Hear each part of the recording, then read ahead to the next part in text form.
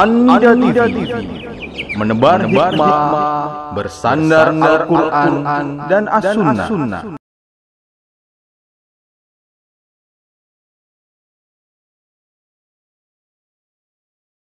تتنزل عليهم الملائكة ألا تخافوا ولا تحزنوا وأبشروا بالجنة التي كنتم توعدون.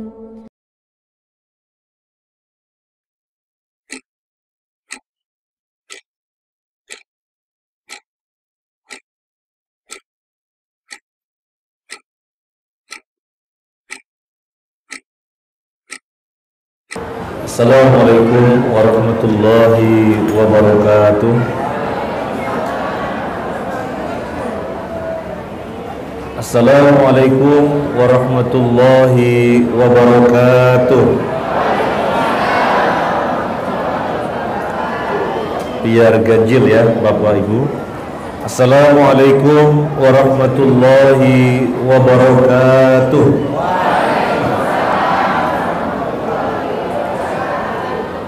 Bismillahirrahmanirrahim. Alhamdulillahi rabbil alamin. Wa bihi nasta'inu ala umurid dunya waddin. Wassalatu wassalamu ala asyrafil anbiya'i wal mursalin wa ala alihi wa ashabihi ajma'in. يا أيها الذين آمنوا اتقوا الله حق تقاته ولا تموتن إلا وأنتم مسلمون. يا أيها الناس اتقوا ربكم الذي خلقكم من نفس واحدة وخلق منها زوجها وبث منهما رجالا كثيرا ونساء واتقوا الله الذي تساءلون به والأرحام إن الله كان عليكم رقيبا.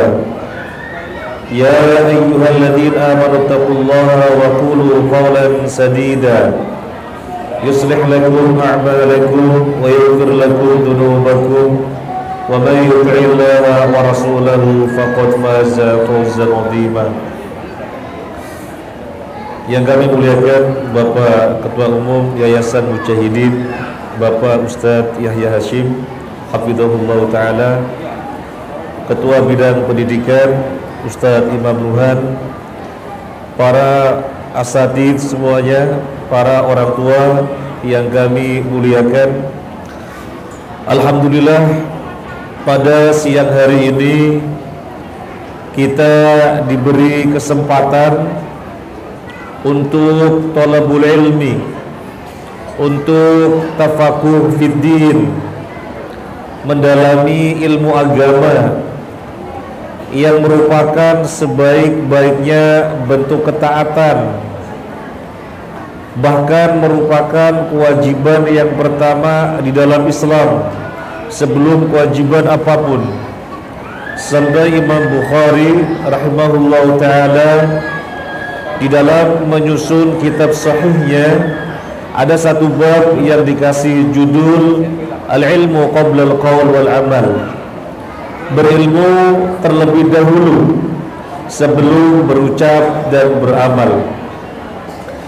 Pada kesempatan siang hari ini kita akan melihat bagaimana petunjuk syariat, bagaimana petunjuk Nabi Sallallahu Alaihi Wasallam di dalam masalah mendidik anak.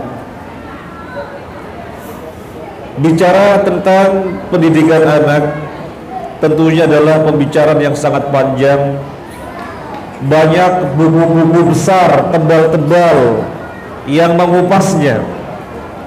Namun pada kesempatan kali ini, dengan waktu yang ada, insyaallah kita sama-sama akan melihat beberapa kiat mendidik anak yang orang tua tidak boleh tidak kecuali harus mengetahuinya. 11 kiat di dalam mendidik anak yang ayah, ibu, siapapun orang tua tidak boleh tidak, kecuali harus mengetahuinya.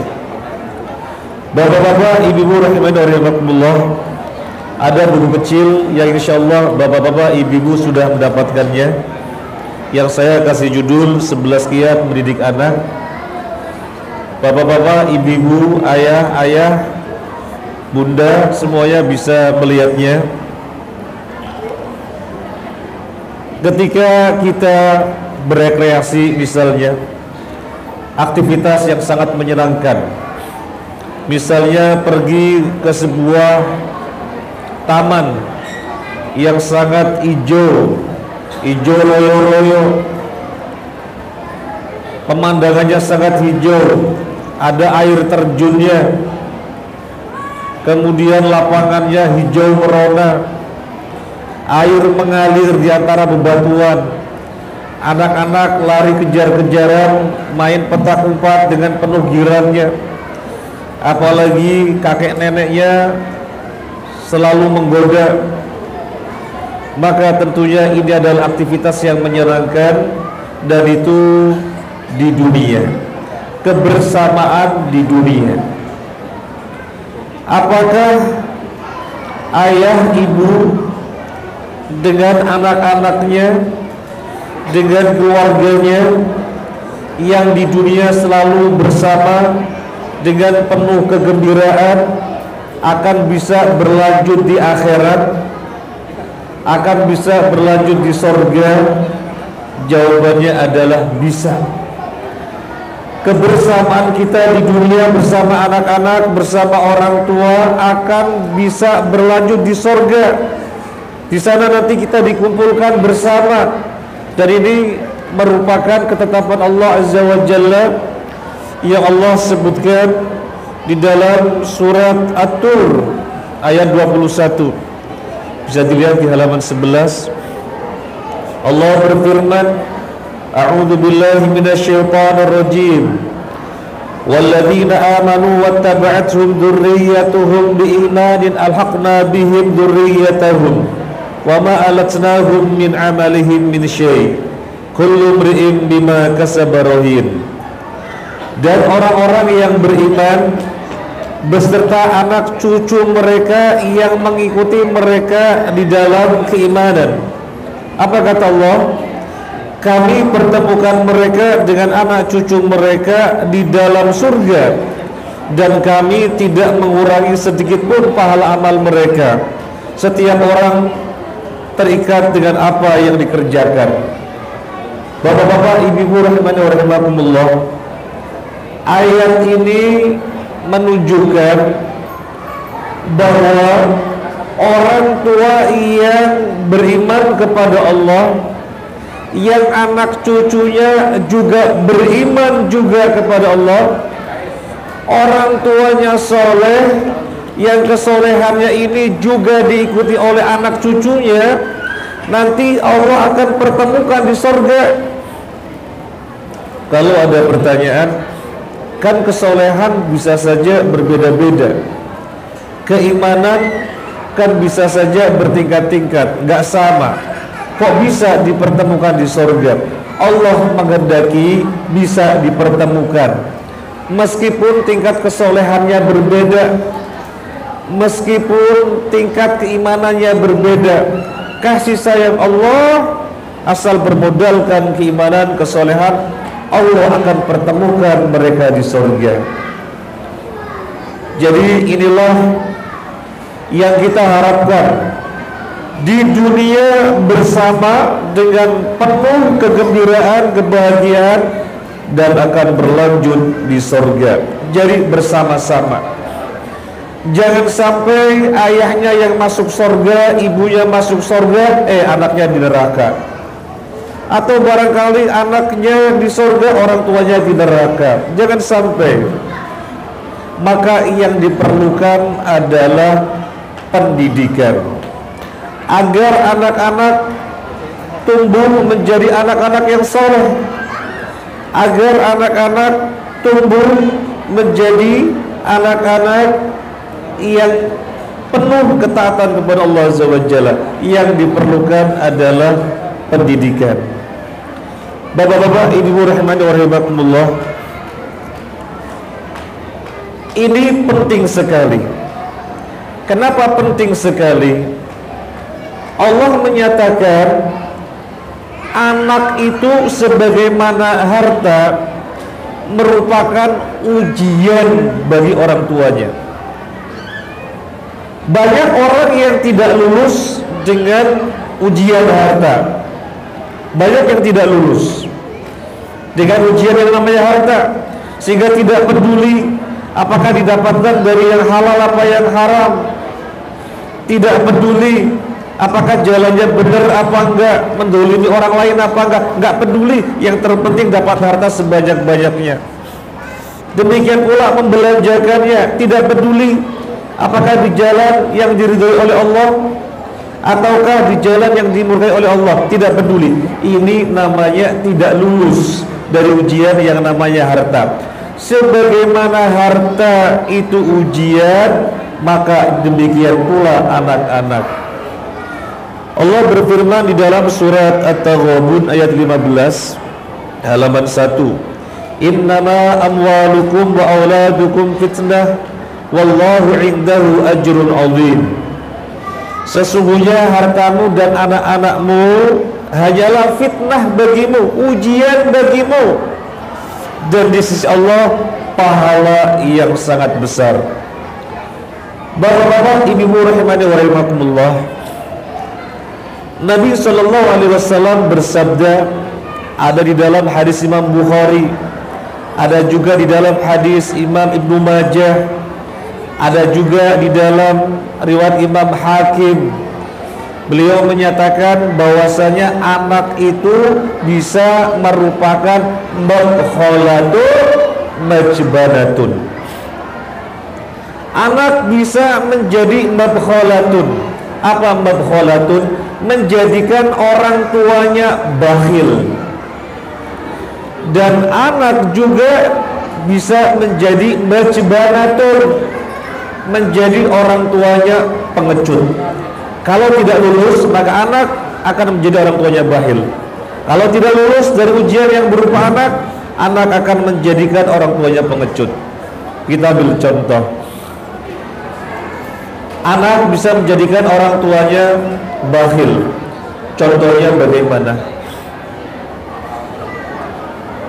Orang tua, ayah dan ibu, misalnya memiliki duit 100 juta dan sudah haul, sudah berumur 1 tahun, maka berkewajiban mengeluarkan zakat 2,5%-nya. 2,5% dari 100 juta, 2.500.000 dia wajib mengeluarkan. Ketika dia akan mengeluarkan duit zakat ini, dia melihat anak minta dibelikan sepeda harganya 3 juta. Dia mikir, ini sepeda harganya 3 juta, sementara mau mengeluarkan zakat 2,5. Wis, gak usah ngeluarin zakat, tinggal nambah 500.000 lagi bisa beli sepeda. Akhirnya tidak mengeluarkan zakat. Maka dalam hal ini orang tua tidak lulus dari ujian adanya anak, di mana anak menjadikan orang tuanya bakhil. Kemudian anak bisa menjadikan orang tuanya pengecut. Contoh, seorang ayah yang alhamdulillah dengan taufik dari Allah bisa sholat jamaah 5 waktu, mendengar azan zuhur langsung ke masjid, mendengar azan asar ke masjid, maghrib, isya, subuh ke masjid, asal bukan musafir, asal tidak sakit, di mana saja berada, begitu mendengar suara azan hayya 'alas shalah, dalam pikirannya mana masjid terdekat. Masya Allah, seorang ayah telah mendapatkan taufik. Kemudian suatu ketika dia jalan-jalan dengan keluarganya, dengan istri dan anak-anaknya rekreasi. Anak-anak main ayunan, perusutan, flying fox, renang, jalan di atas tali dan seterusnya. Ayahnya ngembatin, ngikutin, senang sekali, anaknya kegirangan, apalagi ditemani ayahnya. Ketika itu terdengar adzan duhur. Hayya 'alas shalah. Ayah menghadapi dua pilihan. Wah, sudah adzan. Apakah saya tetap ngembati anak, ngikuti anak yang sedang kegirangan, yang sedang senang luar biasa, main-main senang sekali, tetap saya ikuti, temenin, atau saya tinggalkan untuk memenuhi panggilan adzan? Ayah dalam dua pilihan. Kalau dia lulus, anak akan dikondisikan ditinggal dulu untuk memenuhi panggilan adzan. Tetapi kalau dia lulus, kalau dia tidak lulus, dia memilih sekali-kali gak sholat jamaah, soalnya anak lagi seneng banget mainnya ini. Akhirnya dia tidak melakukan sholat jamaah. Tidak lulus dari keberadaan anak, di mana anak menjadikan orang tuanya majbanatun, menjadikan orang tuanya pengecut. Ma'asyiral muslimin rahimani wa rahimakumullah. Pada zaman Nabi sallallahu alaihi wasallam, ketika ada seruan jihad, maka yang namanya ayah nggak pakai pertimbangan, maka yang namanya ayah nggak pikir-pikir. Ada seruan jihad, para sahabat langsung bergabung dengan Nabi Shallallahu Alaihi Wasallam, langsung bergabung dengan pasukan kaum muslimin, tidak pikir-pikir, waduh nanti anakku jadi yatim. Tidak pikir-pikir begitu. Kenapa? Dia sadar anak adalah ujian, maka jangan keberadaan anak menjadikan orang tuanya pengecut. Maka demikian pula kita tidak sampai jihad sebagaimana para sahabat dahulu tidak sampai. Maka apakah keberadaan anak akan menjadikan orang tuanya pengecut? Biasanya ngaji majelis taklim, ada kajian tafsir datang, ada kajian akidah datang, kajian fikih datang, kajian akhlak datang, kemudian ada anak akhirnya kendor sama sekali, gak pernah menghadiri majelis taklim. Tidak lulus dari adanya anak, karena anak menjadikan orang tuanya majbanatun, pengecut. Demikian Nabi sampaikan di dalam hadisnya, anak bisa menjadikan orang tuanya mabkhalatun dan majbanatun. Ma'asyiral muslimin rahimani wa rahimakumullah. Ali bin Abi Thalib terkait surat At-Tahrim ayat 6, ya ayyuhalladzina amanu qu anfusakum wa ahlikum nara. Wahai orang-orang yang beriman. Sekarang kita merasa beriman apa enggak? Allah memanggil kita dengan satu predikat yang luar biasa. Wahai orang-orang yang beriman. Kalau memang kita merasa beriman, maka kita memperhatikan apa yang sedang Allah sampaikan. Ternyata Allah menyampaikan, qu anfusakum wa ahlikum nara. Jagalah diri kalian dan anak kalian dari neraka. Yang namanya anak sejak lahir itu dalam keadaan fitrah. Apa yang dimaksud dengan fitrah? Sejak lahir dalam keadaan Islam, sejak lahir dalam keadaan mentauhidkan Allah. Setiap anak siapapun. Dan Nabi Shallallahu Alaihi Wasallam bersabda tentang hal ini, kullu mauludin yuladu 'alal fitrah. Setiap anak lahir dalam keadaan fitrah, mentauhidkan Allah, menyatakan dirinya adalah hamba Allah. Kira-kira kita pernah merasakan demikian apa enggak ya? Kapan kita berikrar bahwasanya Allah Tuhan kita? Kapan kita berikrar bahwasanya kita tunduk patuh hanya mentauhidkan Allah saja? Kayaknya kita nggak pernah merasa ya. Kapan Allah menginformasikan kepada kita bahwasanya ketika kita masih dalam rahim ibu kita, Allah mengambil sumpah kita dan kita mengiyakan. iya ya Allah, Engkaulah Tuhan kami. Setiap kita berikrar demikian. Wa id akhadha rabbuka min bani adama min dhuhurihim dzurriyyatahum alastu birabbikum qalu bala syahidna. Ketika Allah mengambil sumpah dari setiap anak Adam di dalam tulang ibunya, di dalam rahim ibunya, bukankah aku Tuhan kalian? Semua kita menjawab, iya, Engkaulah Tuhan kami. Kami mentauhidkan-Mu ya Allah. Maka setiap anak yang lahir dalam keadaan fitrah, di dalam keadaan mentauhidkan Allah.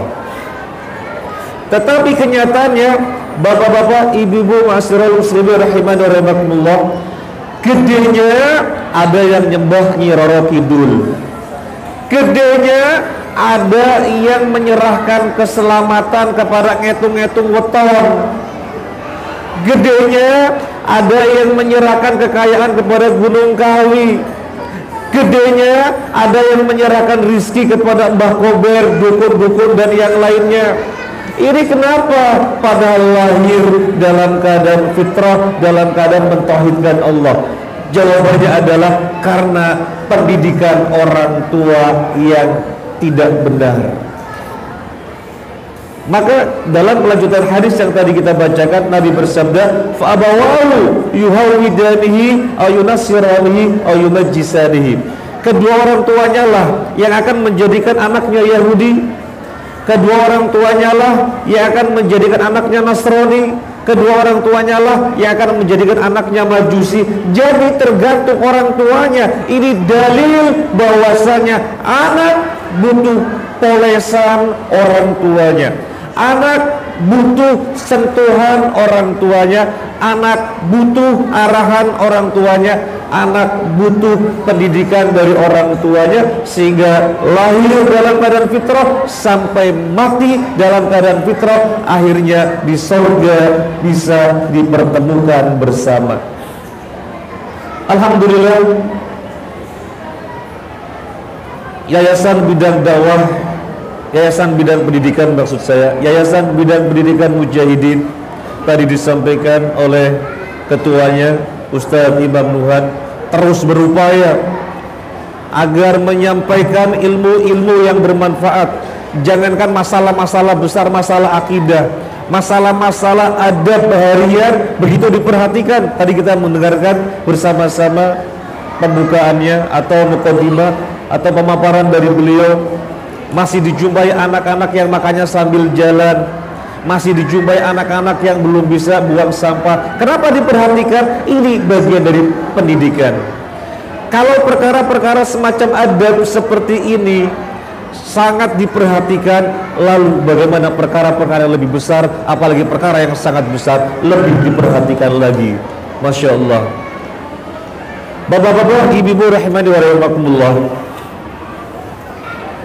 paling tidak di dalam kita mendidik anak ada 11 kiat yang orang tua harus tahu dan tidak boleh tidak kecuali harus tahu. Yang pertama bisa dilihat halaman 4. Yang pertama,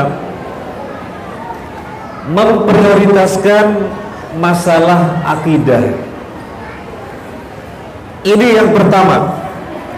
Tidak ada yang lebih pertama lagi di dalam mendidik anak. Yang pertama dan yang paling utama alias diprioritaskan adalah pendidikan akidah. Kapan memulai pendidikan akidah? Kapan memulai menanamkan akidah?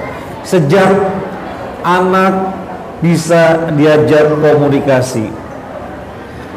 Kenalkan kepada anak istilah-istilah akidah: pahala, dosa, surga, neraka, nabi, rasul, malaikat, takdir, ketaatan, kemaksiatan, dan seterusnya.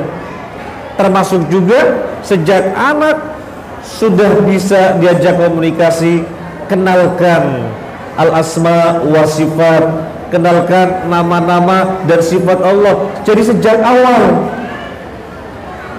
misalnya anak berbuat baik kepada kawannya, dia punya kue kemudian berbagi kepada kawannya, maka langsung jadikan kesempatan untuk memasukkan nilai-nilai akidah. Oh, pinter nak, Allah sayang sama kamu karena kamu juga sayang sama kawan. Kenalkan satu sifat Allah, Allah itu sayang. Kemudian misalnya suatu ketika anak maunya menang sendiri, teman-temannya didorong sampai nangis, maka jadikan kesempatan untuk menanamkan, untuk mengenalkan sifat Allah. Oh nak, gak begitu. Allah murka kepada anak yang tidak sayang kawannya. Allah murka. Jadi kenalkan sifat Allah sejak awal. Allah murka.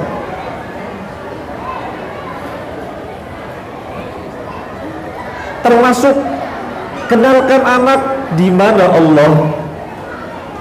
Di mana Allah sejak awal ditanamkan. Ar-Rahmanu 'alal arsy istawa. Allah berada di atas arsy. Sejak awal ditanamkan. Sejak awal ditanamkan. Kamu jangan gitu. Misalnya dia sudah dikenalkan tentang keberadaan Allah, nanti Allah yang di atas arsy gak ridho kalau kita nakal.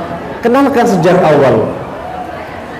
Kalau misalnya anak bertanya, pernah suatu ketika kita jalan-jalan naik sepeda motor, kemudian si anak melihat ke atas, manggil, ayah, ayah, itu ada pesawat, berarti Allah di atasnya ya, kan Allah di atas.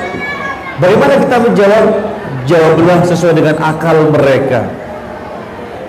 Jawablah sesuai dengan akal mereka. Yang terpenting sejak awal anak sudah kenal masalah nama-nama dan sifat Allah. Sejak awal. Termasuk kenalkan masalah takdir. Sejak awal kenalkan masalah takdir. Misalnya dia jatuhin gelas, cerak, pecah. Gunakan kesempatan untuk memasukkan nilai-nilai akidah. Oh nak, sudah takdir. Oh apa itu takdir mama? Apa itu takdir ayah? Misalnya takdir, ini gelas pecah sudah Allah tentukan, sudah Allah tulis di Lauh Mahfuz. Apa Lauh Mahfuz? Kenalkan istilah-istilah akidah sejak awal. Sekali lagi, sejak awal. Dan ini Nabi lakukan. Kita meneladani Nabi Sallallahu Alaihi Wasallam sebagaimana disebutkan di dalam hadis At-Tirmidzi. Nabi Sallallahu Alaihi Wasallam ngajari Ibnu Abbas yang masih kecil ketika dibonceng di belakangnya. Ketika dibonceng, Nabi jadikan kesempatan untuk ngajari masalah akidah. Ya hulam, inni wa'allimuka kalimatin. Wahai bocah, aku akan ngajari kamu beberapa kalimat. Ihfadillah yahfadka. Jagalah Allah, niscaya Allah menjaga kamu. Artinya jagalah syariat-syariat Allah, pasti Allah menjaga kamu. Kamu kemana-mana akan Allah jaga. Syaratnya jaga syariat Allah, jaga sholat, jaga puasa, jangan nyolong, jangan nakal, dan seterusnya, sebagaimana bahasa yang bisa diterima oleh anak. Di akhir hadis ini Ibnu Abbas diajari masalah takdir. Masih kecil Ibnu Abbas diajari masalah takdir.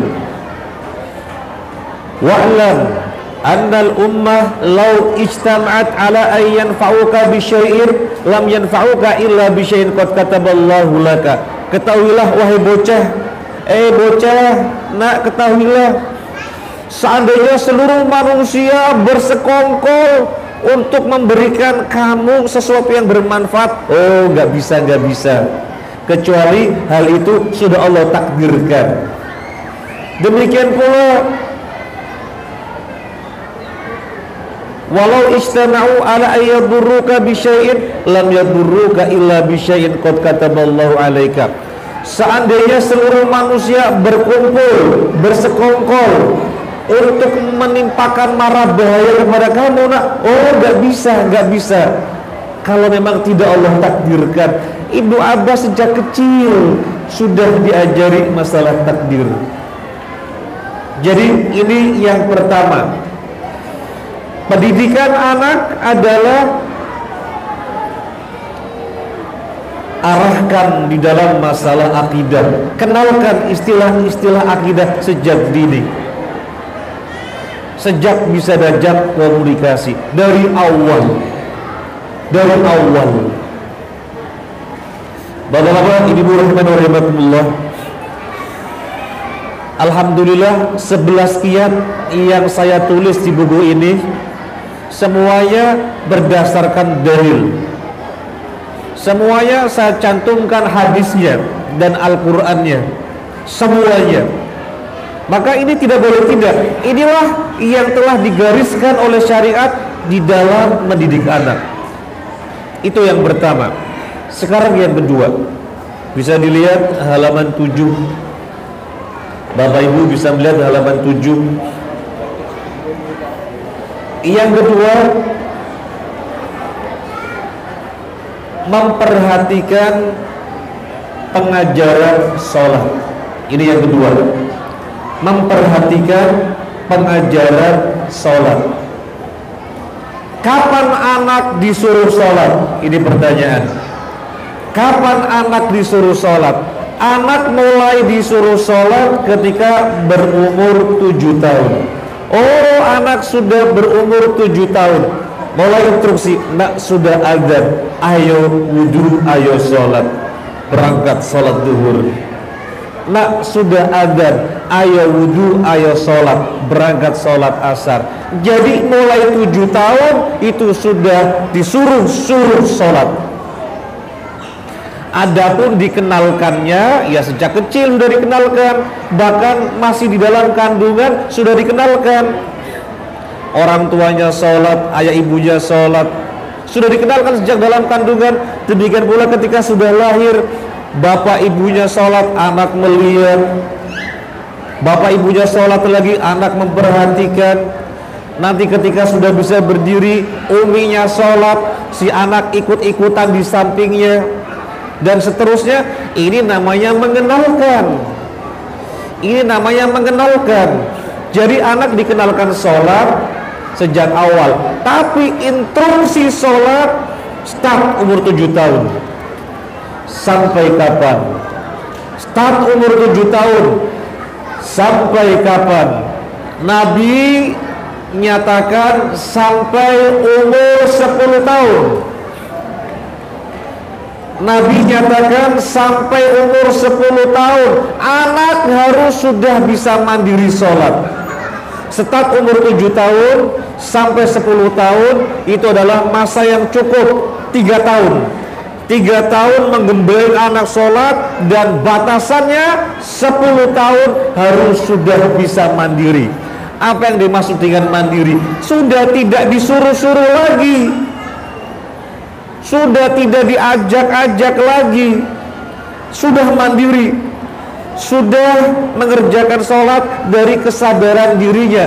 Pendidikan Nabi menyatakan umur 10 tahun. Kita lihat di dalam hadis Abu Dawud dari sahabat Amr bin Shu'aib, dari ayahnya, dari kakeknya, halaman 8. Nabi SAW bersabda, Mudul auladakum bis-salah wa hum abna'u sab'i sinin. Perintahkanlah anak-anakmu untuk sholat ketika berumur 7 tahun. Wadribuhum 'alaiha wa hum abna'u ashrin. Dan pukul anak kalian kalau sudah berumur 10 tahun belum mandiri. Umur 10 tahun itu batasan harus sudah bisa mandiri sholat. Sekarang dalam kenyataannya banyak sekali anak-anak muslim di sekitar kita umur 10 tahun belum mandiri. Umur 10 tahun sholatnya masih bolong-bolong. Bahkan sampai sekolah SMP belum mandiri. masih disuruh-suruh, masih diingat-ingatkan, itu pun masih bolong-bolong. Berlanjut sampai SMA, banyak yang belum mandiri. Sholatnya masih disuruh-suruh, diajak-ajak, diinget-ingetin, itu juga masih bolong-bolong. Bahkan sampai anak-anak berusia 70 tahun pun belum mandiri. Banyak di sekitar kita. Berlanjut sampai umur 70 tahun belum mandiri. Mereka tidak pada sholat. Kalau anak umur 70 tahun bukan anak-anak lagi ini. Tapi kenyataannya memang belum mandiri. Kita sekali lagi tegaskan, Nabi membatasi umur 10 tahun pukul kalau belum bisa mandiri. Bapak-bapak, ibu rahimani wa rahimakumullah, mohon maaf, tahadus bin nikmah, karena memang diperintahkan tahadus bin nikmah. Saya punya anak pertama, saya kasih nama Robert Muhammad. Ketika umur 7 tahun sudah saya suruh-suruh, ingatkan. Sudah saya suruh-suruh, ingatkan. Terus umur 7 tahun itu. Ketika sudah 10 tahun, saya merasa, ini 10 tahun ini. Kita menyadari, ini sudah 10 tahun. Harus sudah mandiri, ini 10 tahun. Dan alhamdulillah hasilnya membuahkan hasil yang menyenangkan orang tuanya. Sudah ada ke masjid, sudah azan ke masjid, masih dibantu untuk sholat subuhnya karena belum bisa bangun sendiri, dibangunkan. Alhamdulillah dengan taufik Allah menyenangkan. Suatu ketika terdengar azan, kok gak kelihatan di masjid, maka saya tunggu di rumah. Dia pulang dalam keadaan takut. Dia minta maaf.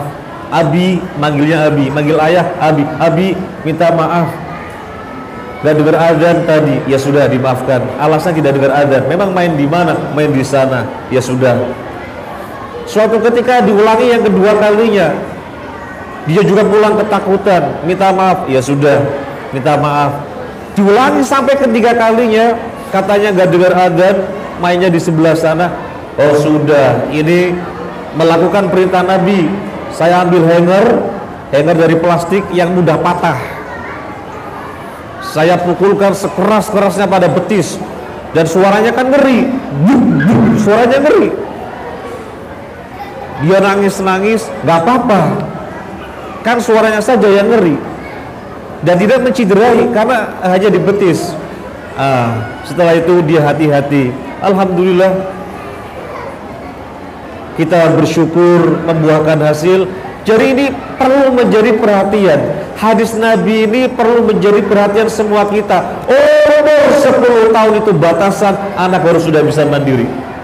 Sekarang banyak bapak-bapak dengar azan masih santai-santai. Bapak-bapak orang tua dengar azan masih nanti-nanti, menunda-nunda. Ini bisa jadi karena pendidikan anak yang kurang tepat, pendidikan dari orang tuanya yang kurang berhasil. Padahal pendidikan Nabi SAW, sebagaimana diriwayatkan oleh Abdullah bin Mas'ud, kalau sudah terdengar azan, gak ada orang laki-laki di luar masjid. Kalau sudah terdengar azan, gak ada orang laki-laki di luar masjid. Semua orang laki-laki dalam masjid. Apa kata Abdullah bin Mas'ud? Yang di luar masjid dipastikan orang munafik. Masya Allah, pendidikan Nabi sedemikian rupa di dalam masalah sholat.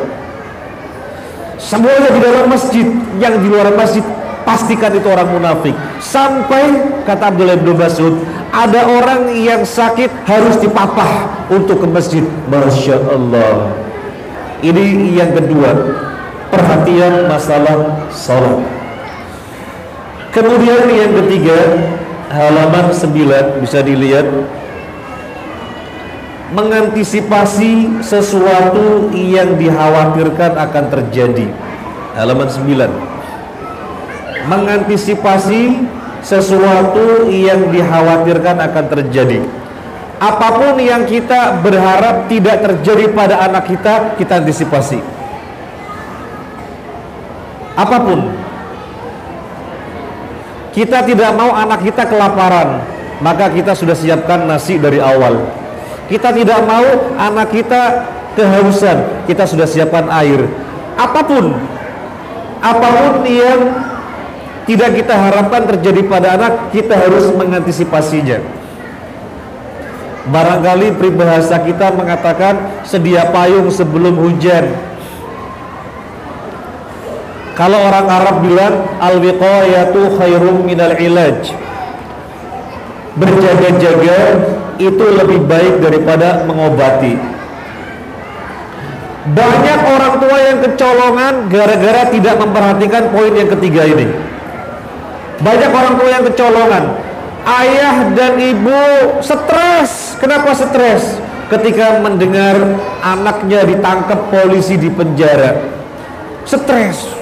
Harus menebus sekian juta, 12 juta, 20 juta. Anaknya ditangkap polisi. Kenapa? Ternyata terkait narkoba. Salah siapa? Salah orang tuanya.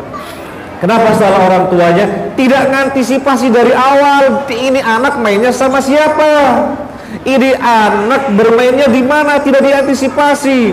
Begitu terjadi sesuatu yang tidak diharapkan, baru stres. Keliru orang tuanya. Ada orang tua yang stres juga. Gara-gara apa? Gara-gara anaknya hamil di luar nikah. Belum menikah hamil. Ayahnya stres, ibunya stres, anaknya hamil di luar nikah. Salah siapa? Salah orang tuanya. Kenapa salah orang tuanya? Tidak mengantisipasi. Buku yang dibaca buku apa? Tidak mengantisipasi televisi yang dilihat acara apa? Apalagi orang tuanya mendukung.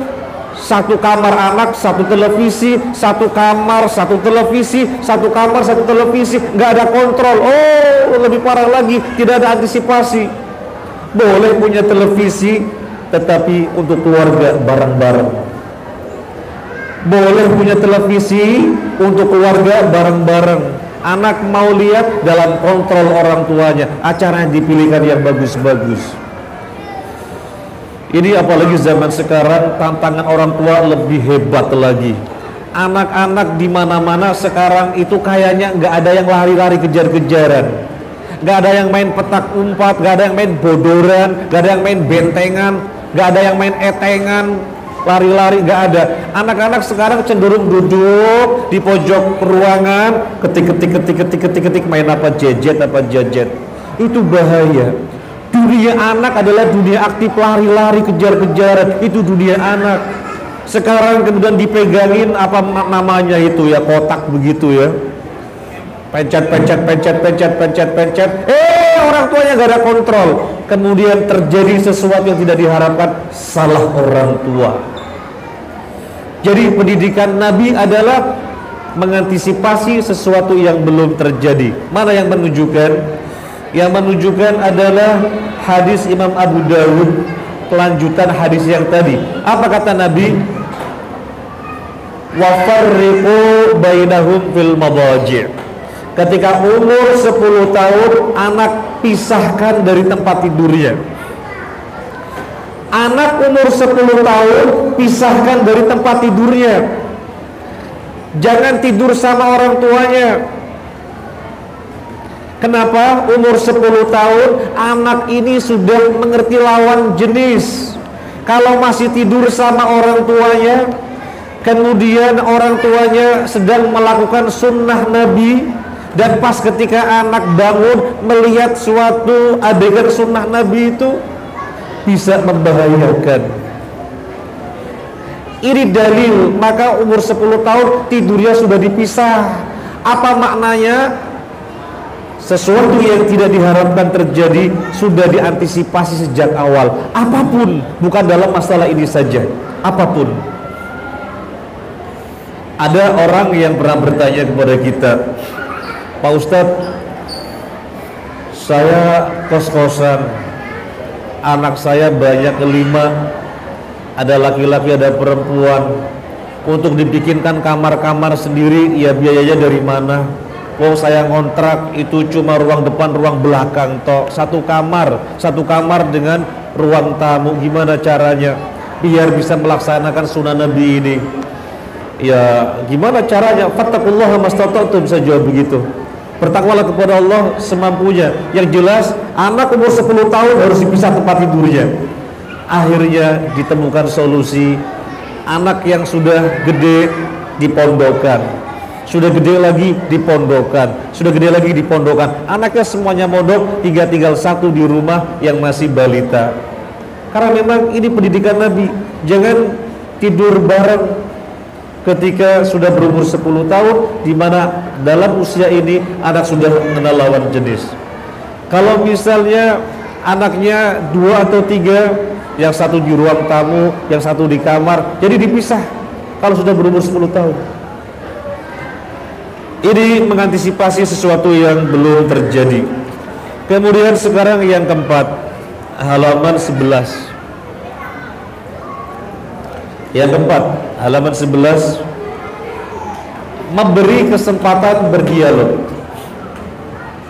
Memberi kesempatan berdialog. Jadi orang tua itu harus terbuka. Jadi orang tua itu harus dialogis. Enak diajak anak-anak untuk berdialog, enak diajak anak untuk berbicara, untuk curhat. Jadi orang tua harus begitu.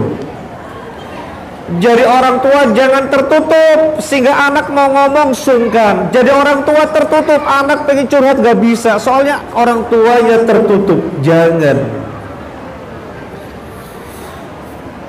Anak itu masih minim pengalaman, butuh arahan-arahan, butuh masukan-masukan.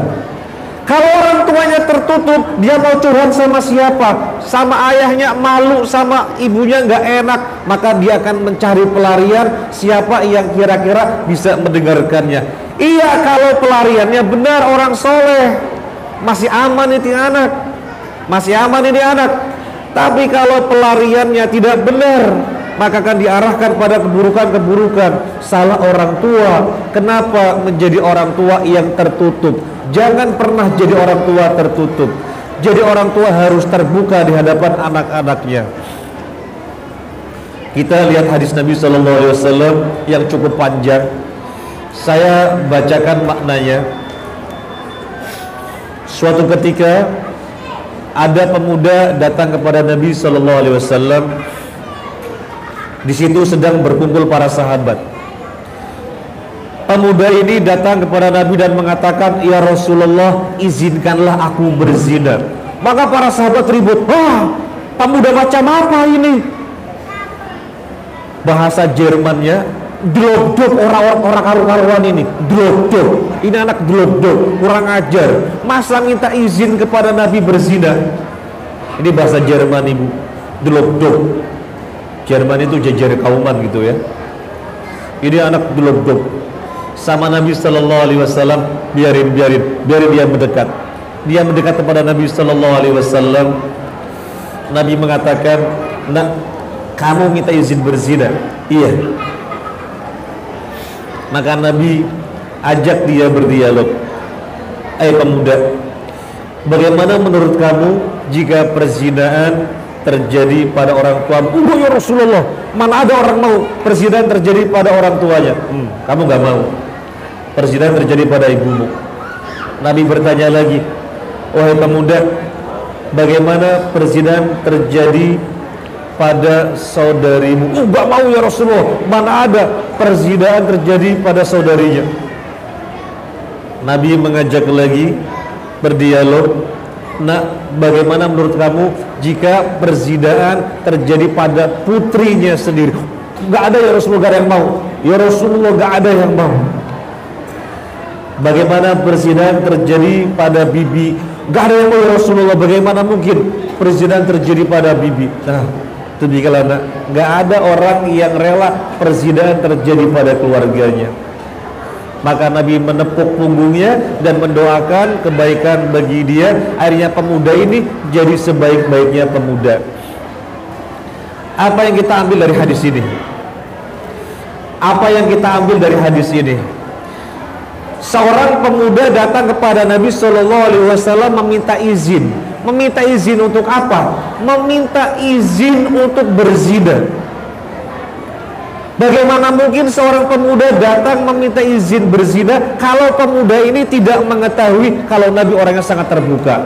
Yang menjadikan pemuda ini berani datang kepada Nabi untuk minta izin, bahkan meminta izinnya sesuatu yang sangat tidak senonoh, karena Nabi dikenal orangnya terbuka, enak diajak dialog, enak diajak curhat. Maka dengan beraninya pemuda ini datang untuk meminta izin. Sekarang kita bayangkan, mungkin nggak ada seorang pegawai curhat kepada pimpinannya yang dia tahu pimpinannya itu sangat mahal bicara, yang dia tahu pimpinannya itu sangat tidak terbuka, ngomongnya hanya iya, enggak, iya, enggak. Omongannya hanya dua kata pimpinan, iya, enggak, iya. Mana mungkin dia berani curhat? Enggak akan mungkin. Seorang pegawai berani menyampaikan kepada pemimpin, kepada pimpinan, kalau dia tahu pimpinan itu orangnya terbuka, orangnya dialogis. Demikian pula Nabi Shallallahu Alaihi Wasallam sangat dialogis.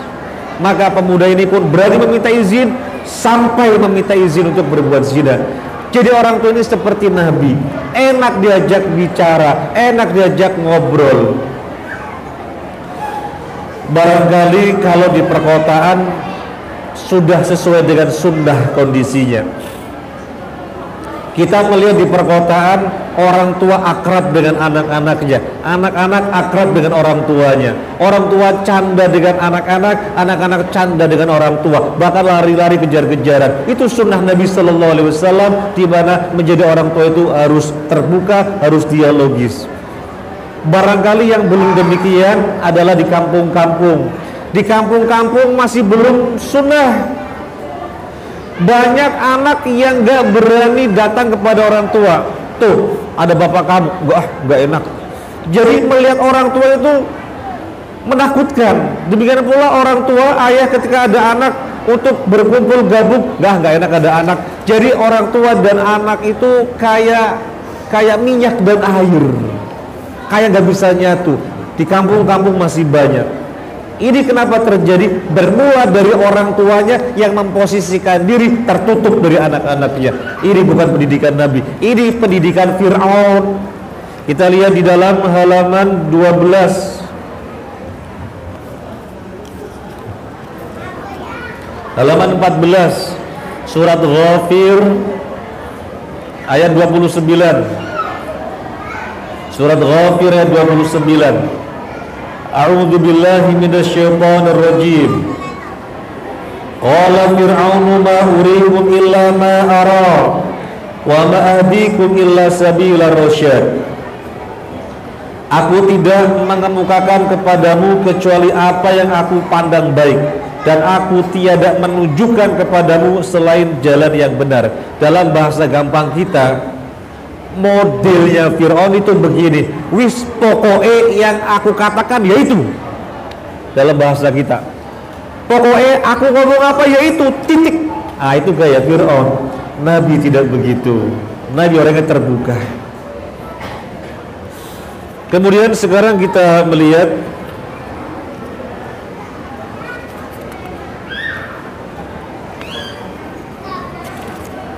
yang berikutnya adalah menumbuhkan kepercayaan diri pada anak. Halaman 20. Menumbuhkan kepercayaan diri pada anak. Mohon maaf, saya mendapatkan amanah mengasuh pesantren mahasiswa.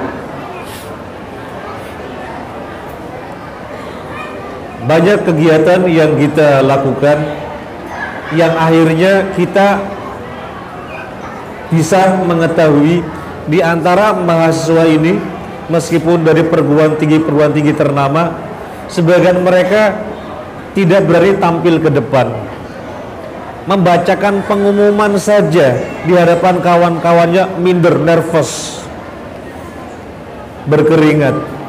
Akhirnya sejak saat itu kita bikin acara setiap hari Sabtu, acara latihan pidato untuk santri mahasiswa.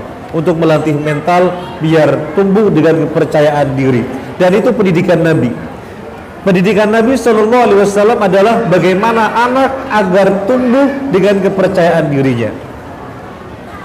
Bapak-bapak, ibu-ibu rahimani wa rahimakumullah. Bagaimana kita bisa berharap anak tumbuh dengan kepercayaan diri sementara orang tuanya tidak pernah menjadikan anaknya merasa terhormat? Orang tua bersikap kepada anak yang anak merasa dirinya tidak diorangkan. Ini pengaruhnya luar biasa. Kalau ada orang tua gaya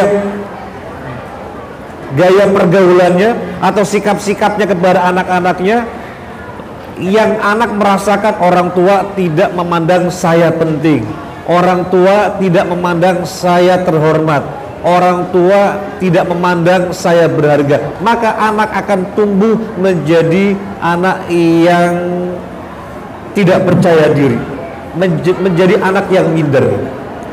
Hasilnya begitu. Makanya lihat pendidikan Nabi Sallallahu Alaihi Wasallam. Kita lihat hadis riwayat Imam Al-Bukhari dari sahabat Sahal bin Sa'ad. Suatu ketika Nabi mau membagikan minuman atau makanan. Nabi ingin membagi minuman atau makanan. Yang namanya memulai kebaikan itu dari sebelah kanan. Begitu Nabi memulai membagi dari sebelah kanan, loh, kok yang di sebelah kanan anak kecil? Sekali lagi, memulai kebaikan apapun dari sebelah kanan, termasuk ketika kita berjabat tangan. Kita datang, orang-orang ngumpul, Assalamualaikum, waalaikumsalam. Siapa yang kita ajak berjabat tangan, mulailah dari kanan. Kalau dari kiri sudah nyelonongin tangan, pegang dulu, maaf, dari kanan. Apapun kebaikan dimulai dari kanan. Kita ingat betul, mohon maaf, waktu itu dengan Syekh Muhammad Abdul Aziz Al-Hudairi. Beliau datang, kita lagi ngumpul. Assalamualaikum, waalaikumsalam warahmatullah. Kita rebutan untuk salaman sama Syekh. Tunggu dulu, kita mulai dari kanan. Dari kanan. Demikian pula kita di kantor. Kalau ada teman datang, kemudian mau salaman, dari kanan. Kebaikan itu mulai dari kanan. Nah, Nabi mau membagi makanan atau minuman dari kanan. Begitu mau dibagi, yang di sebelah kanan anak kecil. Apa yang dilakukan Nabi Sallallahu Alaihi Wasallam? Apakah Nabi meremehkan anak kecil ini? Oh enggak. Apa yang dilakukan beliau? Nak, saya mau membagi ini, nak. Apakah kamu merelakan aku bagi kepada yang bapak-bapak tua dulu? Karena bapak-bapak tua, para sahabat senior berada di sebelah kirinya. Apakah kamu rela, nak? Apakah kamu mengizinkan, nak, saya bagi kepada bapak-bapak terlebih dahulu? Anak kecil ini mengatakan, enggak ya Rasulullah, saya tidak mengizinkan jatahku dibagikan kepada orang lain, kecuali kalau mau engkau ambil, enggak apa-apa ya Rasulullah. Masya Allah, tegas menjawab. Karena dia tidak mengizinkan, ya Nabi memulai dari dia yang memang di sebelah kanannya. Dia tidak mengizinkan. Apa yang kita bisa ambil dari hadis ini? Kita lihat halaman 21. Apa yang bisa kita ambil dari hadis ini? Kita lihat halaman 21. Yang pertama, anak kecil duduk tepat di sebelah kanan beliau. Anak kecil duduk di sebelah kanan beliau. Beliau seorang presiden, kepala negara, ada anak kecil di sebelah kanannya. Dan di sekitar beliau para sahabat-sahabat senior. Nabi tidak menyuruh-nyuruhnya pergi. Nabi tidak ngusir-ngusir, dibiarkan berada di situ. Ini perhatian Nabi kepada pendidikan anak-anak. Perhatian Nabi di dalam mendidik anak-anak, biar anak tumbuh dengan kepercayaan diri. Maka jadikanlah anak merasa diorangkan, jadikanlah anak merasa dibutuhkan. Jangan lagi terjadi pada masjid-masjid yang kita jumpai, anak-anak dengan senangnya dididik untuk mencintai masjid, dididik untuk mencintai sholat jamaah. Begitu datang ke masjid, sedikit ribut diusir-usir, pergi. Kalau nggak bisa diam, pergi sana pulang. Loh, ini bahaya pengaruhnya. anak merasa tidak diorangkan, anak merasa tidak dihargai. Nggak boleh, jangan ada lagi. Lihat pendidikan Nabi Shallallahu Alaihi Wasallam, anak kecil berada di sebelah kanannya, Nabi biarkan. Ini yang pertama. Yang kedua, kepercayaan diri apa yang tumbuh ketika Nabi meminta izin kepadanya dan bukan dalam masalah yang mendasar. Kira-kira perasaan yang ada pada anak, perasaan yang bagaimana? Nabi minta izin, yang meminta izin Nabi, nak, mohon maaf nak, ini kan sebenarnya jatah kamu karena kamu di sebelah kanan dan memulai memang dari kanan. Boleh enggak? Kamu mengizinkan apa enggak? Saya bagi kepada bapak-bapak tua dulu. Perasaan apa yang dialami oleh anak? Kejiwaan yang bagaimana yang dialami oleh anak ketika Rasulullah mengorangkannya, memposisikannya sebagai manusia yang mulia, manusia yang dihormati. Perasaan apa? Masya Allah. Maka kita orang tua jangan pernah merendahkan anak, jangan pernah meremehkan anak, biar tumbuh dengan kepercayaan diri. Sekarang yang ketiga bisa dilihat, kepercayaan diri anak-anak pada zaman Nabi sampai pada tingkatan menolak dengan tegas permintaan dari Rasulullah, dengan disertai kemampuan memberi alasan yang bisa diterima. Kita lihat di dalam hadis ini, ketika Rasulullah Shallallahu Alaihi Wasallam meminta izin, apa yang dilakukan oleh anak ini? Tidak ya Rasulullah. Bukan sekedar menolak, tidak ya Rasulullah, bukan, tetapi bisa memberi alasan dengan alasan yang bisa diterima. Tidak ya Rasulullah, saya tidak mengizinkan untuk diambil jatah saya bagi orang-orang tua, kecuali kalau jatah saya mau engkau ambil ya Rasulullah, nggak apa-apa. Kalau orang lain saya nggak mengizinkan ya Rasulullah. Masya Allah, masih kecil bisa menolak dengan disertai alasan. Ini penting sekali sebagai orang tua. Misalnya kita pergi kemana, ada kakak, ada adik, ini kita kemana nih enaknya? Si kakak bilang, oh kini aja ya. Si adik bilang, oh kesini aja ya. Itu jangan diremehkan. Sudah, biar bapak saja yang memutuskan. Oh jangan. Hormati pendapat anak. Anak agar bisa merasakan dirinya diorangkan. Ajak musyawarah. Kira-kira yang lebih baik yang mana? Kira-kira yang lebih maslahat yang mana? Biasakan di dalam keluarga, anak diajak terlibat di dalam musyawarah, jadi merasa diorangkan. Kemudian yang berikutnya, yang keempat, Nabi menyerahkan mangkok itu kepadanya, menunjukkan Nabi menerima alasannya dan menghormatinya. Ketika anaknya menolak, ya sudah, Nabi pun memberikan jatahnya kepada dia yang memang merupakan jatahnya karena di sebelah kanannya. Ini menunjukkan apa? Nabi sangat menghormatinya. Sudah habis waktunya. Sudah tengah 3, masih dilanjut? Sudah habis? Kalau dilanjut sampai jam 7 ini, Bapak-bapak Ibu mau sampai jam 7? Mau, alhamdulillah. Tapi Pak Yasin pulang. Kiranya sampai sini dulu karena sudah tengah 3. Tadi kita disampaikan oleh Ustadz Zainuddin bahwasanya cara sampai tengah 3. Ini saja, mudah-mudahan bermanfaat. Sebenarnya ada 11 qiyat, selebihnya bisa dibaca sendiri. Dan tentunya ini baru sebagian kecil dari pendidikan anak. Ada buku yang bagus sekali yang ditulis oleh saya lupa, seorang ulama yang menuliskan tentang pendidikan dengan melihat fase-fasenya.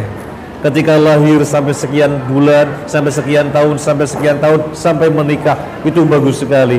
Intinya intinya adalah ini buku sebagian kecil dari pendidikan yang kita beristihad bahwasanya 11 qiyat inilah yang siapapun orang tua tidak boleh tidak kecuali harus mengetahuinya. Semoga bermanfaat. Terima kasih atas kebersamaannya. Mohon maaf atas hal-hal yang kurang berkenan. Sekali lagi terima kasih atas kebersamaannya dan mohon maaf atas hal-hal yang kurang berkenan. Subhanakallahumma wa bihamdika asyhadu an la ilaha illa anta astaghfiruka wa atubu ilaik. Assalamualaikum warahmatullahi wabarakatuh.